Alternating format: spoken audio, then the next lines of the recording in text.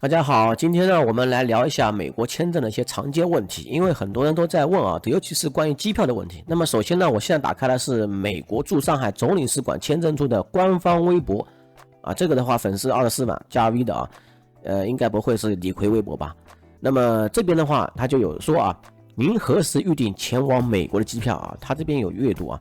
我们强烈建议签证申请人在收到他们的护照和新的签证后再预定行程啊。说白了就是说，你签证获得批准之后，你再去买机票啊。为避免购买机票后出现签证被拒签或需要花费昂贵的改签费用，将机票更改至其他出行日期等不愉快的情况发生，他也怕不愉快嘛。你买了机票，然后呢又被拒签了，你肯定很不愉快啊。那么到时候呢，你还怪罪他们，是吧？最佳的方法是等到您收到签证后再做相应的安排，您可以随时在该网站查询您的签证申请情况啊。这网站呢不打开了。所以说呢，这个办签证啊，你 DS160表格上虽然说让你填写这个航班信息啊、住哪里啊、酒店啊，说实话，你可以预定也可以不预定啊。当然的话，他还建议你不要预定啊，特别是这种改签的费用，他怕你损失啊。那当然预定的话肯定最好啊。然后下面这条，请记住，美国海关和边境保护局 CBP 的官员和签证官是不一样的。CBP 官员就职于国土安全部，而签证官员就职于国务院啊。其实美国的国务院跟中国的国务院是不一样的，美国的国务院相当于是外交部啊，这个国土安全部呢是相当于是类似于他们国土安全这种保护当地本国的啊。那么国务院国务卿啊，美国国务卿啊，相当于是个外交部部长啊。你听说过美国的外交部部长吗？其实就是国务卿啊。我们不建议您在面谈前购买机票，而且他这边加感叹号啊，大家看到啊，说明说他强烈建议你不要买机票啊。任何人无法保证您一定可以获得签证啊，这句话大家要注意啊。就是有些人不是签证什么中介嘛，网上说100%可以保证你获得签证嘛，那这个我觉得是你愿意相信他呢，还是相信这个签证处呢？自己考量吧。所以我们强烈建议您在获得签证之前，不要制定最终旅行计划或购买机票啊。所以说呢，你不需要买机票的，但是呢，你这个填写还得填写啊。这个的话，你不得不填写。不过呢，我建议呢，有一个好办法，就是说我视频下方的话有一个关于虚拟机票。虚拟机票呢，它不是个假机票，它相当于说，我锁定了这个座位，锁定了这个航班的一个座位，一个预定，你看到吧？然后到时候我可以取消，或者说我不去啊，那么损失点费用啊，大概就是$20左右吧，啊，但是这个有效期的话，大概是能保持个14天，因为很多签证啊，比如说申根签证、澳洲签证啊、新西兰签证啊，说实话啊，它这个要求比较多啊，尤其是要求你要什么往返机票都预定好，而且呢，泰国也是这样子，很多国家都这样子啊。那么美国还比较好，还告诉你不要去订机票啊，那你可以不订也没关系，对吧？那么还有个问题就是说，有些人呢，他新旧两本护照，对吧？前提呢就是护照更新过了，老护照上有美国签证，那么现在办了新护照，那能不能进去呢？其实可以跨护照使用的啊。你可以发现，美国签证那个签证有效期啊，它的时间是大于你当前护照的有效期的。明白吗？就是它也是10年签证嘛，你的护照也是10年护照嘛，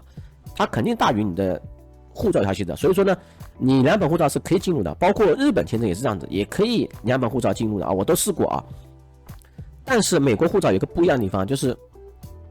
因为美国的话，你去美国的话要有个填写个 EVUS 啊，叫 EVAS， 然后这个东西的话，你要上面填写的话要填写清楚啊，就是说新旧护照别搞错啊。签证号码啊，签证在哪个护照上啊？你现在准备用哪一本护照进入美国啊？要填写对。还有呢，这点的话就说，如果他批准您入境，他们会在您的新护照上盖入境章，并备注 VIOPP 啊，就是签证在其他护照上。所以说大家不要担心啊 ，VIOPP， 请不要试图把旧护照上的签证撕下来贴上新护照上啊，这样的话这个签证就挂掉了啊，没用了。那么下面的话啊，他还在重复发过很多条啊，请勿在面谈前购买机票，任何人无法保证你一定可以获得签证啊，都强烈建议啊，都是因为很多人都买过机票了啊，还有一些人呢，就是网上一些人呢乱写文章啊，对吧？然后都是说让你买机票啊干嘛的。那么买机票的话，你要有钱的话没话说啊，没钱的话我就不建议这样做了啊。那么还有一个问题是说，我用 B1、B2 签证入境美国的时候，是不是要准备好回程机票呢？这个的话是要准备的啊。在入境美国的时候，回程机票并不是访问者提供的必要文件啊，说不是必要啊，但是必要的文件是贴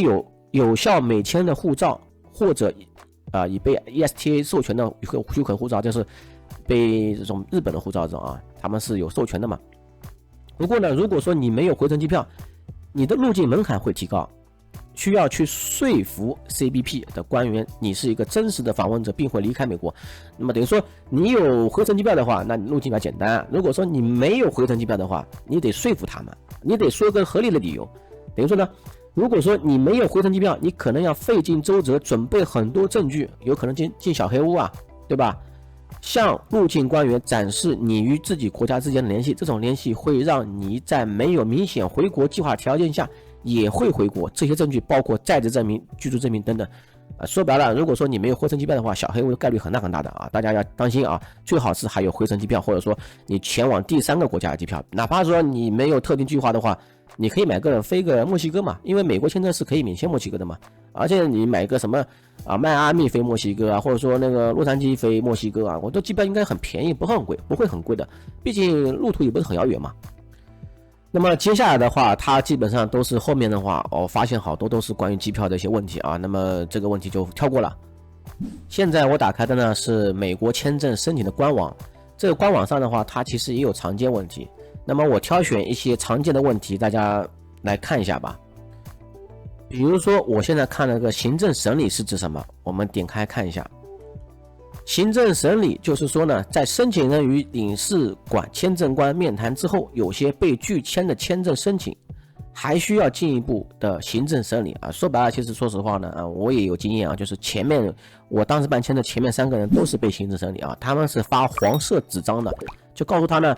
你这个签证呢还要过段时间的，我现在也不能做最终决定。那么你的护照我先收了啊，大概一个星期之后呢，我们可能会打电话给你，或者说邮寄给你，那到时候的话就是做最终决定了。如果适用于这种情况，申请人将被通知啊，那么就这个意思嘛，就是给你亮个黄灯啊，不告诉你今天给你发绿灯，也不是告诉你给你发红灯。还有一个问题就是，如果我在美国停留期间签证过期，会有什么问题吗？啊，这个的话说实话没有什么问题啊，就是说你入境他给你6个月时间，但是你3个月之后签证过期了其实没问题的啊，因为他这个根据 I94就是入境了之后呢，注明的时间和条件在美国境内停留，那你还是合法的签证过期了也没关系的。那么如果离开美国时未上交 I94表，我该怎么做很多人不知道什么 I94 的话相当于是一个入境表格、入境记录那么以往的他打错了以往的外国游客在入境时会从 CBP 官员收到一张 I94表入境离境记录，现在这个程序自动化了说实话，现在我们如果说坐飞机过去的话，它其实不会给你这个表格的全部是网上自动就可以显示出来。I94的话有个查询网站，包含一些特例。那么有些人的话可能还会收到如果说您收到了 I94表或者 I94W 表，当您离开美国时忘记将 I94归还给航空公司或CBP 官员，那么请参考这个网站上说明。那么说实话，如果说你收到这个表格的话，你应该就是要离开美国的时候给这个航空公司或者 CBP 官员出入境的时候要给他们一般来说的话现在都没有这东西了那么下一个问题，如果说我选择了一个美国大使馆或领事馆来申请签证，但最终却在另一个美国大使馆约了面试，我的 DS160 会怎么样？因为很多人会这样子的他填160表格的时候他选的这是上海，然后结果呢他去北京出差了然后外派了，他没时间来上海就是面试了。那么这样的话情况呢是允许的就是说如果说你去 Y4 出差，由于 Y4 有美国领事馆他使用这个表格呢条形码安排了一次签证面试，美国驻 Y4 的领事馆能够接受他的160表格即使他将美国驻什么市大使馆列为他最初打算提交申请的地点，这个是没问题的因为现在不是很多爆满嘛，所以说呢表格填写的时候呢填写上海，那么现在的话比如说那个沈阳有点空，那我想去飞沈阳去面试也可以的还有一个问题，比如说填写 DS-10表格时，我需要提供哪些有关社交媒体的资料？这个问题很多人问我，那他们老是问我这个微信是不是啊？微信的话，其实算是一个即时通讯工具，叫 IM 啊，它不算一个 SNS 的一个社交媒体账户啊。社交媒体，什么叫社交媒体呢？就是说这个账户呢，任何人不需要经过你同意就可以看到你的朋友圈，那就是叫社交媒体啊。你如果微信朋友圈的话，他们看得到吗？看不到啊，只有加了你好友才可以看到，是不是？如果说你说你这个 YouTuber 或者说那个做微博啊这些的话 ，Facebook 啊，那这些的话，人家是可以轻易访问的嘛啊，人家不需要经过加好友再同意才能看到你的一些相关情况啊，像 Facebook 里面 Timeline 的这个时间线嘛，都可以看到，对吧？所以说那种的话叫社交媒体账户。那么这个关于具体信息呢，我这边有打开了啊，这边点击出来啊，那么它这边说明啊，就是说。2019年5月31号啊，美国更新了这个申请表啊，移民跟非移民都要申请，都要填写啊，要求世界范围内大多数美国签证申请人提供更多信息。那么大多数呢，其实少部分是人不需要的，那些人的话是主要是 A 签证跟 C 签证这类的啊，就是那些官员啊、外交官员这些人他不需要提供啊。那包括社交媒体信息。原本呢这个网页呢是一个英文版的，然后我先把它翻译好中文版了。我们看一些关键信息啊。首先呢，它这个目标呢，就是说，因为保护国家安全啊，它要查找这个美国的潜在旅行者和移民，经过广泛的安全审查。他们说实话，其实为了筛查啊，那么可能会因为你之前在社交媒体账户上发表过这种很粗暴的言论嘛，所以说呢，这种的情况的话，估计会影响你的美国签证啊。不然的话，它不会列这一条。如果说你在网上经常发布一些非常奇特的言论的话，那我觉得你要当心点啊。那么什么叫社交媒体巨饼啊标识符啊？这个的话原本的话就是 UID 啊，相当于就是你在社交媒体账户的话有个独立的身份证号码啊，就这个身份证号码的话，这个 ID 啊只有你有啊，别人没有的。但是呢，像微博上昵称跟 ID 是不一样的啊 ，ID 是 ID， 昵称是昵称。一般来说的话，你在里面的话填写一个网址最好。那网址的话打开的话就是你，对吧？那如果说填写一个就是张三李四的，那这种重名的这种微博昵称的话很多啊。那这样的话就是他没法甄别这个人是你的，对吧？你反而是弄巧成拙，到时候把你拒签，麻烦嘛。那么这边说，他呢只是寻找这个媒体标识符啊，就是 UID， 就是特定的身份证号码辨识。从签证申请人那里收集这些额外信息，将加强我们审查申请人和确认其身份的流程啊。那么相当于说，现在不是社交媒体很流行嘛？那么它其实更好的考量你这个人，对吧？还有比如说，我既有 Facebook 又有微博又有推特怎么办呢？那是要求他们列出一个还是所有呢？申请人必须注意必须这个词，提供用于所有列出平台的所有标识符。按道理说的话，你有这些账户的话，全部要列出来啊。所以说这个还是要注意一下。如果说这个人老年人他没有社交媒体账户呢，怎么办呢？那么需要回答与社交媒体相关的问题，从未使用过这个人呢也不会因为这个必须拒签的啊。但是呢，表格确实允许申请人回答无啊，上面的表格是有个选项是填写没有的啊，但是我发现好像填写没有的人好像这个拒签率挺高的。申请人应尽可能完整和诚实的完成申请，以避免处理过程中出现任何延误啊。你看这条未能在签证申请中或在签证面谈中提供准确真实的回答，可能会导致领事官员的拒绝签证啊。那么如果说你有的话，或者他们可能查到你的话，你没有列出来的话，说了个没有啊，那这样的话不太好啊。还有人的话就是说他用别的平台，比如说豆瓣或者说那个什么小红书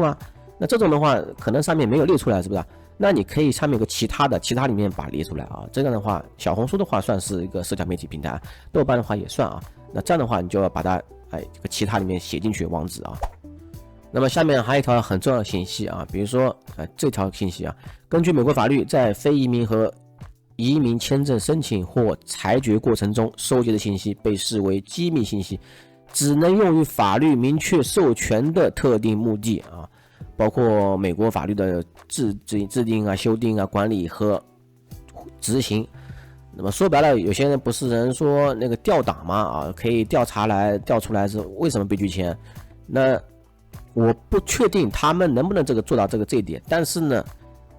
这一条说明了这个信息是被机密信息啊。一般来说的话，一般人是拿不到这信息的。当然，我也不排除啊，里面或者说谁有本事啊，可能关系户之类的。好了，我现在看这个关于拒签条款啊。首先呢，这边有个很重要的一些信息，根据美国移民法的要求，签证官必须对所有申请人进行严格审查，除非申请人提出反证，否则一律视为有移民倾向。这句话我们怎么解读呢？就是说呢，他先认定你是有移民倾向的人。那如果说你要证明的话，你要拿到签证的话，你要向他证明你自己没有移民倾向，你必须证明他先假设了你是有移民倾向的人。为确保外国公民的美国之旅自在无碍，申请人应负责提供如期回国的证明，我们才能签发访客或学生签证啊，很重要啊，所以说一定要提供这个如期回国证明啊。这证明的话包括哪些呢？那么很多人的话拒签的话，他会收到一个白纸嘛，这白纸上面都写的 214B 啊，214B 的话，他这边拒签最常见原因啊是访客或学生签证申请人无法证明其在美国境外有没有理由放弃的居住权啊，就是拥有没有理由这样子啊，拥有没有理由放弃的居住权啊，等于说这个你呢，就是这个居住权啊，就是在比如说拥有到很好的房子啊，或者说这个孩子啊，或者说那个家里有亲人啊，这些你不放弃，对不对？申请人必须证明上述居住权的存在，表明他们具有必然的约束力，可迫使其在短期停留后离美回国。根据美国法律，申请人有责任提供此类证明啊，这个你要提供证明啊，证明自己没有理由放弃的，就是很难放弃的居住权。所以说，为什么很多人说那个要结婚的人比那个没结婚人好容易签嘛啊，就是有孩子的人比没孩子的容易签，对吧？那么什么是约束力呢？申请人如何证明自己具有牢固约束力？牢固约束的定义啊，这个什么差异不有所区别。例如，约束力可以是工作啊，他把工作放第一位了啊。那么工作很重要，我觉得我自己认为工作很重要啊。住宅、家庭成员及银行存款，反而银行存款放最后面，你这个排序还是很重要的啊。是约束力涉及一个人的生活的方方面面，使其与所在国家具有牢固的联系，如财产、职业、社会、家庭关系啊，财产放第一位了啊。那么如果说你在中国有个很大工厂啊，你在投资啊，或者说你获得融资了，那你这种如果说你是签证官的话，我也会批啊。为什么？他如果走的话，那个财产损失的嘛，第一个就对他影响是吧？职业很重要啊，社会及家庭关系放最后面，对吧？那家庭关系的话，说白了就是一个婚姻关系啊、子女啊、父母啊这些的。那请仔细考虑您在自己国家的约束关系啊。如果申请人有工作啊，工作一方第一位了。家庭、自己购买或租赁的住宅或公寓，说实话，你这个房产证，你购买也可以，租赁也可以啊。他这边这个房产证，说实话可以造假很多啊，他更不愿意相信这些啊。如果说你是做什么工作的，你跟他说，他其实大概能感受出来你这个人是做这个工作的啊。是有其他承诺使自己在出国访问后必须回国，就很有可能通过签证官的审查啊。那你说实话，这个工作还是很重要的这一点。我们再看啊，美国签证官的了解这种差异的存在，因此在面谈时会个别考察每位申请人啊，他考察点不一样，同时考虑职业，又把职业放第一位了，职业工作都放第一位，对吧？那所以工作特别重要，社会文化及其他因素。那么我刚才说了嘛，有些人没结婚嘛，是吧？年轻的申请人啊，他没有老婆或者说没有结婚啊，是不是？可能还没有机会建立约束性联系，签证官会审查他们赴美的具体意图、家庭情况，这个时候就看家庭了啊，及其在国内的长期发展计划和前景。那本身你在中国做什么工作呢？啊，这个他也要考虑，是吧？每一个签证申请都将视为个案处理，并依据法律给予充分的考虑。看上去这段文字好像很简单啊，说实话，这个每一个指导应该可以详细解读啊。工作很重要啊，工作、住宅啊、家庭成员很重要啊。银行存款的话，反而放在最后面，你可以看到啊。那么继续看拒签啊，如果拒签的话，是不是永久拒签呢？那肯定不是永久拒签啊，有些人他一次不过的话，第二次就过了。那么一定要重新提供啊，你要能证明在美国境外有牢固约束的证明材料啊。不过对某些申请人而言，你如果说个人生活、工作、经济状况发生重大改变，不是一般改变啊，否则如果申请多少次都不会具备获得非移民签证的资格。所以说呢，你这个申请的话，最好半年以上。如果说你没有半年的话，你再申请的话，上次有个朋友，好像是1个礼拜申请一次啊，申请3次都不过，肯定不过啊，因为你在短期1个礼拜之内，你的个人生活、工作状况你不会发生这么改变的呀，对不对？而且它发生重大改变，它的用词。好，下面还有很重要信息，比如说你被拒签了之后呢，最好用书面记录形式列出自己认为具有签证官面谈时可能没有予以考虑的牢固约束力。比如说他有些材料不看嘛，对不对？那你最好记录下来哪些材料他没看。那么下次申请的时候才重新申请时，申请人应提供签证官未曾审阅过的新材料。那有些时候呢，签证官他有些材料不看的，对吧？那么第二次申请啊，你要把这些他没看过材料，你给他重新看一下。那么发生改变的话他们可能会考虑你的有约束力了，对吧？那么在决定重新申请前，请好好考虑以下问题，3个问题啊，很重要。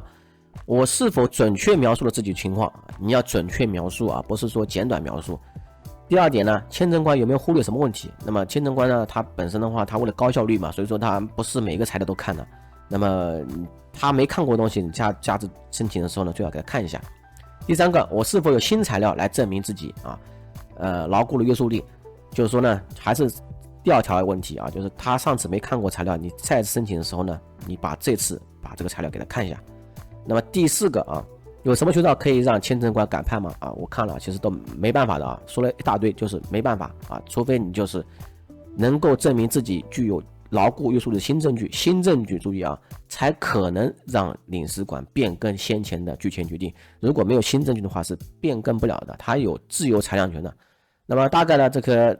常见的问题就讲到这里吧。